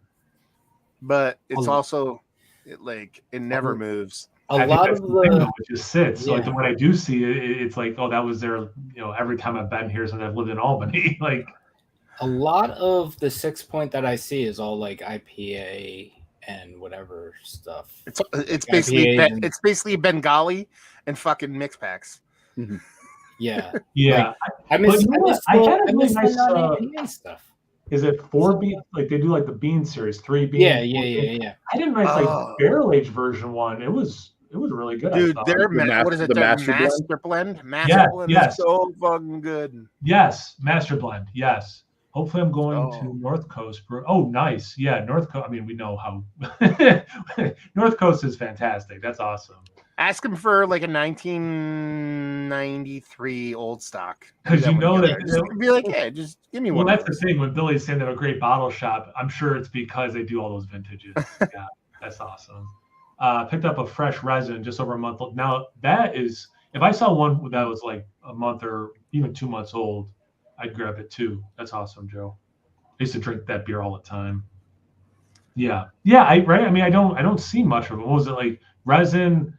Is it puff maybe, or just puff? Yeah, we see, but like they have some kind of mix pack. I couldn't tell you what's in it. Like Bengali is a big one that I see just everywhere. Yeah, Bengali. Resin. Yeah. And then, like you said, Bengali's the like amber ale, right? I think the coloring is kind of an amber on the can. I just remember drinking the beer a lot back in the day. I don't even remember. Yeah, the Bengali is like a standard IPA. Is that what it is? They have crisp, which is a lager. It's like, crisp. I remember crisp. Yeah, resins in there, and then I think they put Hootie and other kind of like easy IPAs in there sometimes. Yeah. At least that's the 4-pack that we get, the mixed pack, I should say, not 4-pack. Yeah, crisp pills, resin's a double IPA, Bengali's a single IPA. Never had Hootie. I don't know that one. Puff, I've had that one. I know Hootie by name, but I don't. Darius Rucker, right? And the Blowfish, yeah. Bad joke. Yeah, I know, yeah. Bad joke. Sorry. They have Keith, so on a side note, Keith, you know Hope Liquors, that tiny little place by me. Yeah. Guess what beer they have? Like, I know it's so like out of nowhere. What, they have like a 1998 Cantillon fucking weird No. Something like, dude, they have Sixers of Rothaus. That place gets weird things. They do. It's like sometimes you go in there and they just have like the most general things, and then sometimes you go in there and they have the most general things, but then they have like just like 4 6-packs or 4-packs of like some crazy shit. Yeah. Like that's the thing. Look, Kyle, the place we're talking about is like not in a beer place. It's just like they have like generic beer, but every now and then I'm like, oh yeah, a 5-day-old Focal Banger for $14. Nice. It's like, why? And then I'll buy one, I'll go back and I'll be gone. I'm like, who else bought this? I'm like, Keith doesn't live here anymore. I'm like, I went to a beer store years ago, and I bought some, craft beer. So the guy's like, "Oh, you like craft beer?" I'm like, "Yeah, I do." He's like, "Just a sec." He goes out back. He comes back with Focal and Hetty. He's like, "I was able to get some of these," and I'm like, "Oh, awesome." He's like, 20 a can. I'm like, "That's not no, I'm not no, I get it." Like literally everything at the brewery is $12.50 plus a 4-pack. Yeah. $20 a 4-pack. I think a couple. Yeah, I think some of the bottles, and I think maybe one, like of the special 4-packs, maybe are more. But like, yeah, all the everything is, because it's crazy. Because I think Luscious, like their big stouts are $12.50. Oh yeah, plus tax. Yeah, I did. We went to Vermont a couple years ago for a vacation, and I did this was during the pandemic, so everything was you couldn't go in, make your order online and pick it up. So I did that, and I was amazed at how cheap it was. Like every single thing I ordered, it was like under $14 for a 4-pack. I'm like, wow. And then I went to Burlington Beer Company, and that was another story. Yeah, I didn't think Burlington's prices were super bad. Like when I was there, like they have put out. They're more in line with today's stuff that are like $30 a 4-pack. But really, yeah. Oh, that's surprising. But yeah. So we've been talking about like mostly good beer right now. but I just want to confirm something for Beertuberpalooza. Do we have a Lizard of Kaz secured? No, No. not to my knowledge. Okay. I can. I don't know if Matt's seen any. I could find around, one, but yeah, I could find one somewhere. they do pop up every once in a while. But Jesse, I'm trying to think the worst beers people have ever had. Where So- did I see it? Didn't I post a picture of it? Oh, you somewhere? want me to bring one of the worst beers I've ever had? Well, this is what I'm getting towards. So Lizard of Kaz is one of the worst beers that's ever been produced. And that's not an opinion, that's just a fact. yeah, And then Keith, are you the one who got the unicorn one? The Three Floyds? I reviewed it because. But doesn't someone have it to bring? No, I can go get it though. I know Oh, exactly where to what find style it. is- I could get it. Okay. So we need that because that is also the worst beer ever produced. Again, fact, not No, opinion. that's probably worse than Lizard of Kaz. It was. And No, like it was. just- In all seriousness, it was worse. Yeah. Now, are there any beers in that realm that we should also try to get that are like the worst? So yes, Jesse, that's kind of what I'm getting at is Okay. there Well, a I mean, I beer- had one that's called sour flower. sour flower. Yeah, it was put out by I believe it was Henniker Brewing Company, and I dubbed that the worst beer I've ever had. Basically, to me, it tasted like vomit. Oh, I see. Okay, I found it. Dry hop sour ale, Henniker. Okay. All right. Sounds like a Secret Savages. Yeah. I love this Joe comment. Who are these Keith, sick individuals hoarding? no, the worst beer ever, and only Keith can appreciate is Floating Worlds I never had that. from Soul. Okay, I never that had it. like I tried so hard to get a bottle after I heard it was the worst beer, and I couldn't get one for some reason. What is this Lizard of Kaz? Like, what style is that? it's a blueberry barley wine. Is it a No, blueberry it's imperial blueberry stout? stout It's aged in barrels. It's a bourbon barrel aged blueberry stout. I think. Yeah, I think it's a stout. it's from Founders, and the best part about it was I gave a bottle to Keith before I ever drank it. No, anybody ever drank it. Like Founders sent me 2 bottles. And I was like, I'll give one to Keith. And I gave it to him, being like, here's something awesome for you. Not so much. So, okay, fresh Michigan blueberries, rich chocolate, and vanilla aged in bourbon barrels. So, like, that sounds 100% up my alley. Like, that sounds like a beer that should be a home run. Really hard for me to even just think it was okay. You know, like really, like, lobbing it in to me. Like, he's gonna love this beer, and it's one of the worst, if not the worst. Right, it's not the worst beer because that Three Floyds one is worse. Yeah, it's a stout, right? Lizard of Kaz. Yeah, it's a stout with the blueberries, the vanilla, the chocolate, and the bourbon barrel. It should be phenomenal. It's awful. Voodoo Rangers, I have not had in a while. Yeah. Any of those. I think that those are okay for shelf. They're grocery store. They're grocery It's store. the New Belgium, right? I'm thinking of the right beer, right? Belgium, Yeah. Rangers, yeah. And you know, I'm seeing advertisements on TV for them. Yeah. Has anyone else- I get ads on YouTube. We were watching. I don't even know what channel. I don't it was. watch TV anymore. That's right. Never mind. Oh. Ooh. No TV, only beer. I mean, I read books too. I don't know what the flex is here. You know, I do other things besides watch TV. But yeah, we're watching. My wife and I are watching TV. She's like, "What's this beer commercial?" I'm like, "They have commercials for that? Like, you don't see like." I know they're bigger now, obviously, and you know aren't so small of a brewery, but to have a commercial on like Food Network or whatever it was we were watching. Yeah. Well, No, I okay, think so that's like by area though, because I haven't seen a beer commercial in New Hampshire for an extremely long period of time. When I was down in Texas, though, there was beer commercials for like St. Arnold's and stuff. Yeah. And I was like, whoa. yeah. Because they like took off like in New Hampshire it was like, you know, St. Arnold's. ads, St. you know, Arnold- That's, St. a, Arnold's that's a name barrel- I haven't heard in a really long time. Their barrel aged beers are really tasty. Their Pumpkinator is one of the best pumpkin beers. Hmm. Wow. I didn't get the Pumpkinator. Huh? Wasn't out yet. No. Nah. The Keith, I'm sorry. What's the name of the Three Floyds one with the unicorn? Secret Savages. Secret Savages. Yeah. So that one. I kept the bottle to remind me.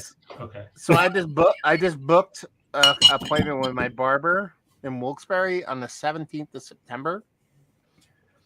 I can get both Lizard of Kaz and Secret Savages while I'm there. Like that's where I know exactly where they are. Sabatini's has Lizard of Kaz and Plaza Beverage and fucking. Remember the place I took a picture of the Secret Savages and I took a picture of the phone, the phone booth phone, the fucking like change phone, and I put it in the chat. It's the same place. They still have it, and I think it was like $5 a 4-pack too. Maybe I'll get like a case of it. $5 a 4-pack. Wow. That's how bad it is. It's a 14% blonde barley wine with watermelon, and it's $5 a 4-pack. I don't like watermelon, so Shangy's is. I almost you could love watermelon and hate this. I almost spit it out taste on like camera. It was so bad. Here's Joe, but because it's a pumpkin beer, it's allowed. Here's Joe subtly putting it out to the universe that he wants a beer. It's a pumpkin beer. It's allowed. It's higher up in the chat. Keith, don't laugh. All right, Cameron had a beer from Carbon 4 in Medicine. It was supposed to be a Blue Moon milkshake. Oh my god. I'm just gonna stop at Blue Moon milkshake. I think. No, first off, it was green and it tasted nowhere near what it was supposed to taste like. Was dumped immediately. Was it visually green or like green as in hoppy green? Yeah, probably visually. Blue Moon milkshake. What? These are words I know, but not when they're. Yeah. Was it Blue Moon or was it Pabst that won an award at one of the recent beer things for like some hazy IPA? Well, I mean, Pabst did win that blue ribbon, but I don't know. Right. Another stupid joke. Sorry, everyone. I don't know. I don't know. Oh wait, no, it was Blue Moon, wasn't it? Was it? Because now that you. It was like when the past couple of years, anyways, there was some big beer festival and they won like in the like New England IPA or hazy IPA thing. They got first place. It's kind of crazy. Moon Haze, which is brewed at Blue Moon's Brewery in Denver, beat out 136 competitors in a blind taste test to win gold medal in the 2020 Great American Beer Festival. I tell you what, I visited a friend when he was living out in Colorado. We went to the brewery. Miller Coors. I don't know at the time if it was Miller. Anyway, it was really cool. I tell you, I love going to small breweries, obviously, like supporting them, obviously, but going to a brewery that large, it was amazing. And then they did have like Blue Moon and some of that stuff that you could drink at the end of the tour, but it was really impressive, just the sheer size of it. And then being able to smell like that Cheerios kind of smell, like walking towards the brewery, it was really cool. Yeah. And then what was it? Golden, Colorado. And then there was another smaller brewery in the same town. So we went to that afterwards. And as we're driving there, it was my friend Jason. I'm like, Jason, if they don't have a T-shirt that says second biggest brewery in Golden, I'm going to riot. And they did. They had like shirts and bumper stickers. Second biggest brewery in Golden. But yeah, that brewery, it was so impressive. I'm glad you didn't get arrested. Yes. No, I was. I talk a big game and I do nothing. Oh, Joe, bringing the Buffalo. Yes. The General Mills. I used to drive by that every day to go to student teach, and it was straight up Cheerios. Yeah, at that General Mills factory in Buffalo. So you go to Treehouse. If you stand outside of Treehouse, it smells like Fruity Pebbles. Ah, there you go. There's a fun game. All right, name a brewery you've been to and what did it smell like outside? Let's see. Other half New York City, vomit. Vomit? Is that what they call it, Green City? Yeah. I think that's what's fun about going to, like, because I think it used to be something else, but Sam Adams bought a brewery down off of Dogfish Head 78 in Pennsylvania. And that is like a huge facility. But I think that's like the fun thing about going to like a brewery like New Belgium. Like it's big, but it's still like not. It's like it's not. It's huge, but it's not like. I'm assuming like Miller Coors. It's like a fucking. It's like 10 acres of brewery. Like you mean like soulless or something? Like because it gets to a size where it's just kind of like so massive that you can't even appreciate it when you're standing next to it because it just looks like a wall or whatever. Yeah, the sheer volume is what was impressive. Yeah, it at no point felt like it had character or a soul or a story worth hearing. It was mass produced, for sure. Yeah. Whereas like, I know, like, go ahead, Bumpy. Anheuser-Busch, they do a great job with, you go in there, you see like they have like an outside beer garden, at least in Merrimack. I'm not sure about all the other ones, but yeah, they make it look real nice. They have the Clydesdales. They have their own stable, big open field and everything. They make it look nice, at least. It's not like a prison. You go to some breweries and it's almost like a prison. Oddly, Prison City does not look like a prison. Let's see. So Joe from the Beer Patrol, other half FLX smells like turds from all the shelfies they're producing.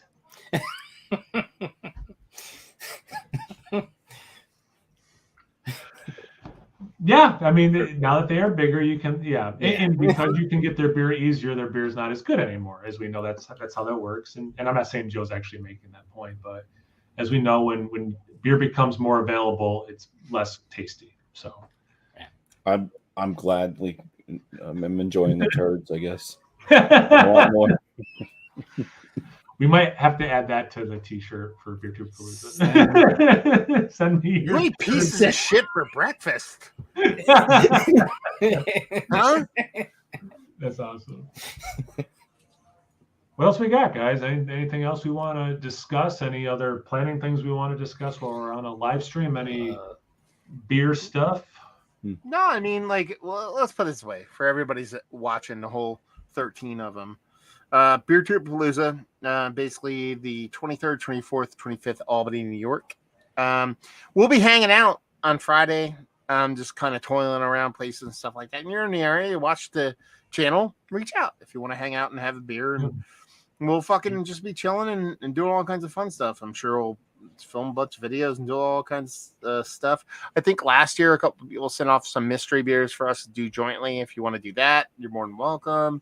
In general, it's just going to be a shit show in the best way possible. So yeah, I'm pumped for it. Yeah.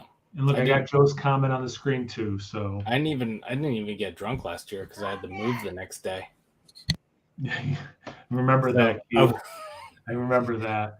And we should have, if everything goes according to plan, we'll have everyone, all the beer channels from last year, plus a few new ones, including, I need to get it the right way, Bumpy. So that's cool too. It's always nice to expand. And like last year, I didn't know the FLX guys, at all. And then, we met them and it's like, oh, these guys are totally cool. And it was just like one of those like instant, like, yep, this works. This makes sense. We should all be hanging out. It's been like that every time. I didn't know Keith the first year I went, and it's just like, oh yeah, Keith is cool, and then this makes sense that Keith is. And this before Keith even had a channel. I still don't know Keith, but he's cool. Well, does anyone really know Keith? No. The real Keith. No, I don't. Joe's got another comment. How are we doing reviews? Just set up a center. Joe, as you already know, between Matt and Sean, we don't have to think about it because we know those guys are going to be all which camera, which tech thing plugs into. I don't. Yeah. They'll set it up, Joe. From my perspective, as someone who, like, at the last, or literally the only Beertuberpaloozas that I've been to that have existed, I did not worry about any of that stuff, but like.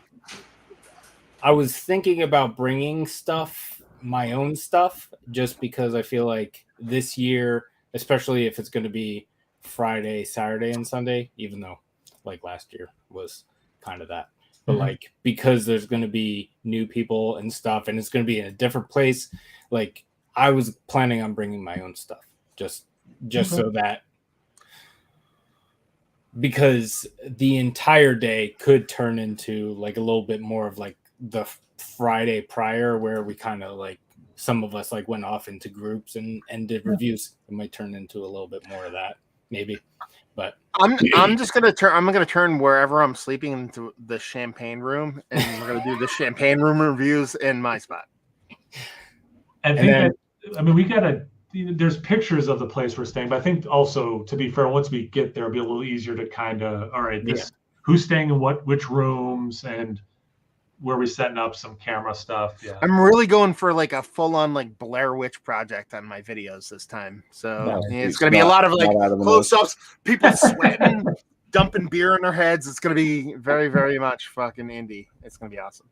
To Joe's comment, yeah, you were right to add Dan to the list. I did a live stream. I was going to mention that, but I did a video with them that came out this past Wednesday, and Dan is very much. It reminded me of being, because I haven't done as much with Matt, where he does producer stuff, but talking to Dan really reminded me of Sean from Nerd Sense, who I have interacted with a lot, as like, oh, this is what it's like having a producer. Like, again, me. Bare minimum for my videos. Someone else, Matt, as I mentioned before, had to send me a microphone even. That was just because I was like UNICEF in that point. I was just like, dude, come on. Like it's kind of like there is a basement and you're not there. Come on, please just reach the floor and come on. I got the hand-me-down phone from my wife. So I got like a better camera that way from her doing that. And from Sean, I learned I could just buy cheap lights at like Lowe's. To have better lighting. So like I did spend like $20 on better lighting with like these anyway. But yeah, Dan gave me the Sean vibe. I can't include Matt in this. Dan gave me the is this Dan? Here I am talking probably about Dan and he comes on. Maybe it's Mike, but we know it's Dan. I was gonna say if it's not Mike. It's not Mike. That's the thing about the mics from those channels, is the mics aren't the ones doing any of the stuff. Yeah. And they have the best job. Show up. Show up. Yeah. I plan on relying on people who are way better understand. Yeah, I mean, yeah. The people who think about this are thinking about it. I'll leave it at that. And yeah, Bumpy, he came on. And the first half of the. Go ahead. No, just that was saying that Bumpy. Back to Joe's comment previously, it's going to be the champagne room with the Coveys. So yeah. And just that Chris Rock we'll song. The Covey champagnes. And there's a Christopher Walken big head in the back. But yeah, I assume it's Dan at FLX who's commenting. Yeah, Bumpy emailed me. Everything's good there, Dan. Emailed Matt and I, and everything's good. We've been emailing, and he was on, so I sent him the link to jump on the live stream. Yep. So, nobody's kicked you out of the group for inviting me, Dan. So that's good. No, we had there. I don't know if we'll say the person's name or not on the live stream, but there's only one person that we don't want here, and it's they're not a nice person. Coovies. Is that Joe's other half? No. What's up there, Bumpy? Hey, what's up? What's up? Oh, hey, Alex. How you doing, Alex? What's going on, brother? Hey. Alex has been drinking some good beers lately. I've seen some. Yes, he's hooked on those heavily fruited pastry sours for sure. He's been drinking some. Yeah, he's been drinking. I mean, like you were saying, Bumpy. Like again, Jesse. Whatever. Do you prefer? Do you like your channel name or your real name? I have no preference. Obviously. No, nobody usually calls me by my real name anymore. No. So. Yeah. Like you were saying, like getting away a little bit from this. You out, Matt? No, I'm waving Alex. He said, "What's up, Matt?" Man, what's up there, Matt? That's not.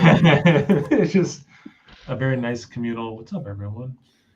My wife's super psyched that I'm not going to be in the house. What's up, beer drink? Well, my wife, she's like, she just keeps like, when is it again? What is it? What are you doing again? When? Oh, it's like where you've driven before somewhere else. Okay. Wait, are you staying at our house? Or are you staying there?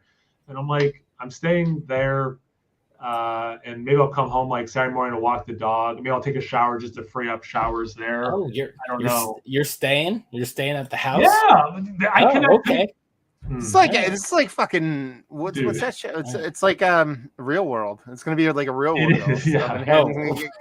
Get Puck and David up in this piece. We're getting crunk. Yes. Preferably the the oak aged black lager, whatever it is. Fucking. How would you waste perfectly good oak with that beer? Keith, you need some. Yeah. For Quantum is the least of few I've had have been really good.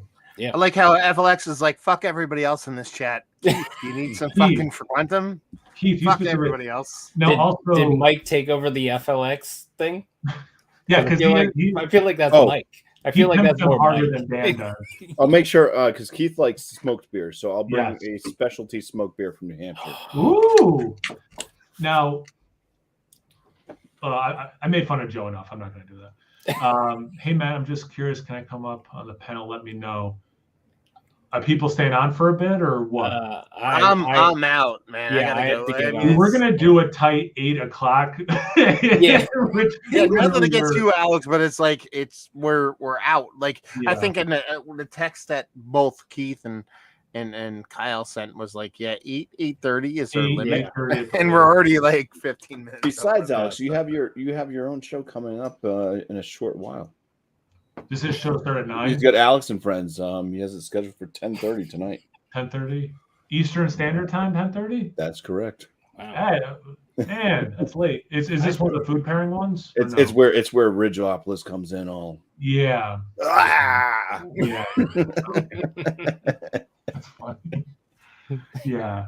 But yes, we will get a live stream going at a different time for sure.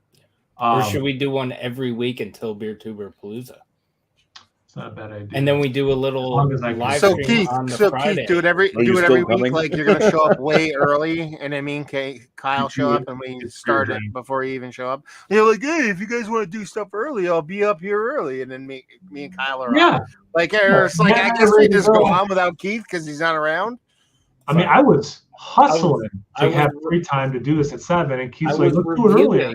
I was reviewing the double dry hopped Imperial Cream Ale with vanilla bean, mango, lime, and orange zest. So you decided to review beer instead of sharing it with the group at Beertuberpalooza. Fair enough. 50,000 unique beers, man. Holy cow. There's definitely plenty of beers you could get that would.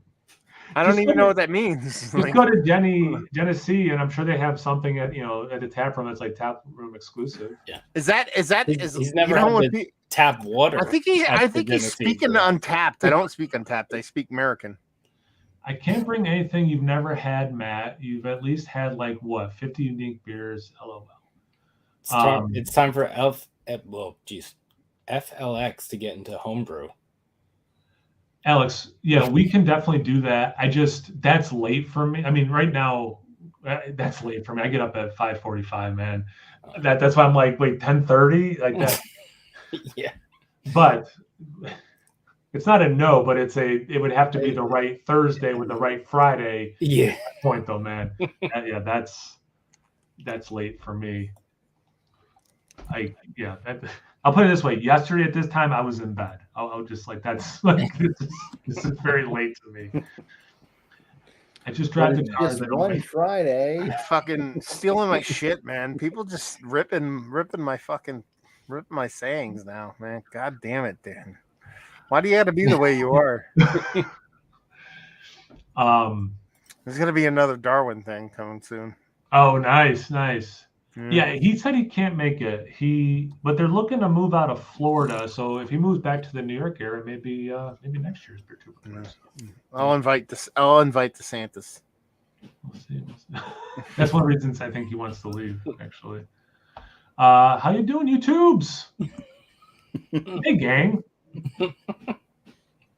You're my idol. I'm paying homage. Yeah, well, fucking my PayPal. I fucking Venmo doesn't see that shit. I tell you what, though, it was really sweet last year at Beertuberpalooza. Homage don't feed the kid, man. Homage don't pay the mortgage. it was cute. It was sweet, I should say. I won't say cute because Dan's not cute. He's masculine, manly. But it was really sweet. Dan, like, he was talking to me the first night of Beertuberpalooza last year, and he's just like, I'm like geeking out. Like, I watched Matt for like a really long time, and he's like right there.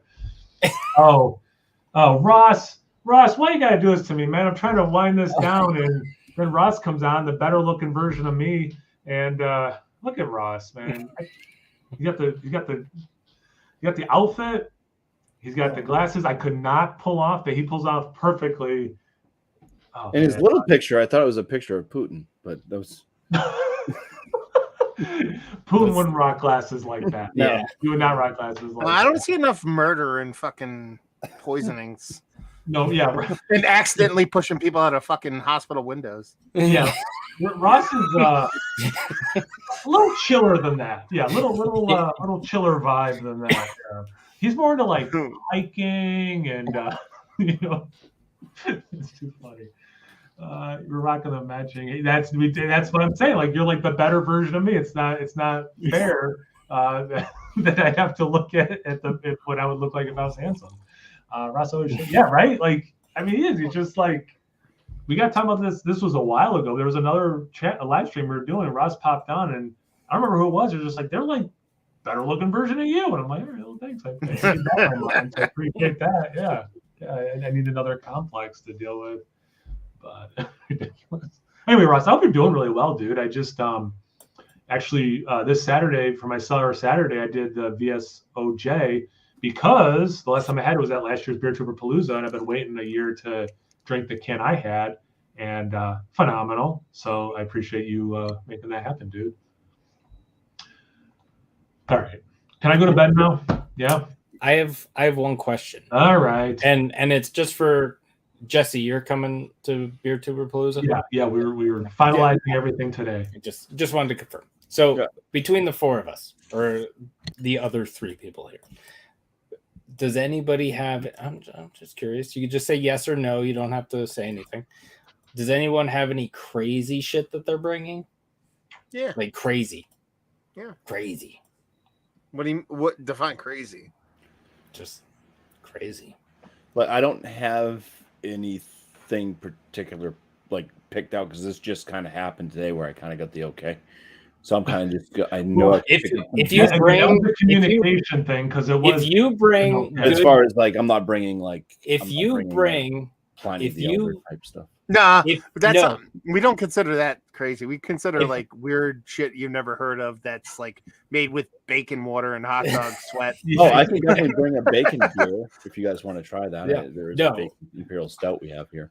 Jesse, if you bring anything good from New Hampshire, that's a crazy beer. Wow. Listen, Spyglass, enough said. Like they make enough. Ross is what the do chugging revolution like other half. There's another brewery that's in New Hampshire, and I was like, holy shit, they're in New Hampshire. There's a lot of them that are in. There's some good breweries in New Hampshire. Yeah. In 1998, Bud Light. In like 6 years ago, there were no good breweries in New Hampshire. Well, there were, but it was they were not as well known. Well, Smutty is like the oldest one, but they no longer make great beers. They just make the average. Oh, that's true. See, that's the thing. If somebody brought a 1998 Bud Light, that would be awesome. I would love to review that fucking beer. Like I would love, yeah, dude. How fucking awesome would that be to do a fucking 35-year-old beer, man? Come on now. I could get man. What's 1998 isn't 30. You mean 19? Listen, I'm shooting from the hip. Old beer. I'm not. Don't hold me to 35 years. Listen. Oh, come on. I don't remember the name of it, but there is they might, I don't know if they still have it at the bottle shop or not, but it was from 1999. I forget what the beer was. Anybody interested in trying that one? Is that a pepper beer? Yeah, spicy bohemian. Yeah. Oh, yeah. Okay. Roasted jalapeno. Roasted jalapeno peppers. Keith, leaning in the camera. Oh, yeah. Roasted counts as smoky to me. So. No, it doesn't. Sometimes. Yeah, Ross. We're pumped. Sometimes it comes across as smoky. Sometimes. Yes, bring it, Bumpy. I'm gonna make Keith do a mystery beer where I just pour liquid smoke in the glass and have him drink it. Cameron, that's awesome, man. 95. Wow. Whoa. Cameron, you guys waiting for like a special occasion to pop it open? I mean, that's pretty cool. Bumpy, what's that one? Bringing extra sexy back from. Is it an ESP? I call it Assland, but it's Aslan Beer Company. Going back to you, started Keith, getting them too just recently. Keith, I didn't think of it. Keith, Joe wants to know if you're holding out in the United States of America.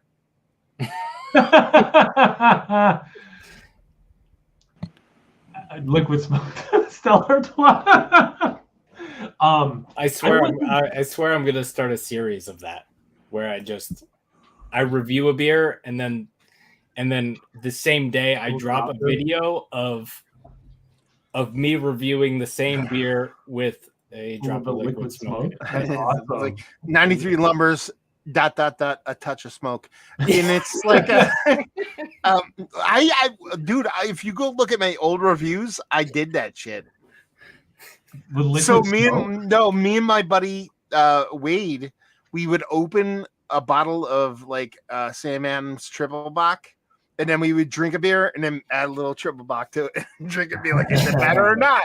And then we'd be like, oh, add a little Triple Bock to this and drink it and be like, is it better or not? It was like a touch of smoke to each thing.